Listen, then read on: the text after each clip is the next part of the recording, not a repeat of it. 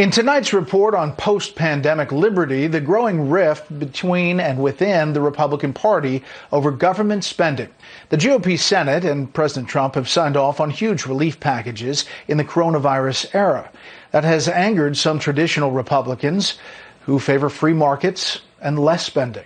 Correspondent Mark Meredith has this evening's story.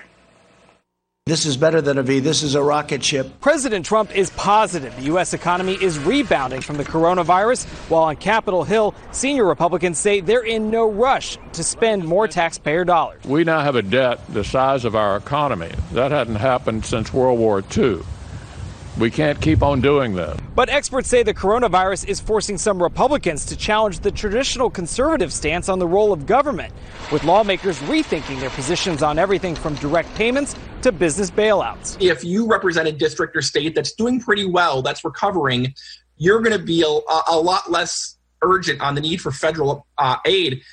In contrast, if you were, say, representing Las Vegas, which has been devastated by the hospitality industry, of course those lawmakers are going to be more aggressive. Last month, all but one House Republican, retiring New York Congressman Peter King, voted against Democrats' $3 trillion stimulus bill.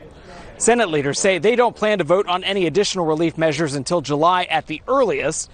For his part, President Trump continues to chart his own course by encouraging Congress to cut taxes. We'll be going for a payroll tax cut, while also repeatedly endorsing increased spending. So we're going to do a big package on infrastructure. In the Senate, Republicans are already split on more spending. We have no money. We have no rainy day account. We have no savings account. You want to make the American economy strong, make the American worker strong. While Congress may eventually warm to the idea of spending more, Joel Griffith with the Heritage Foundation says conservatives should think twice. We have many politicians that are really not keeping an eye to the future. They're not considering what this enormous new debt burden is going to mean for future economic growth and how this will impact the next generation. Florida Senator Rick Scott says before he agrees to spend any more money, he wants to know taxpayers' dollars won't go to waste. I think we've got to make sure the money is spent right. As we've seen plenty of instances where people that didn't have a downturn in their business have used it.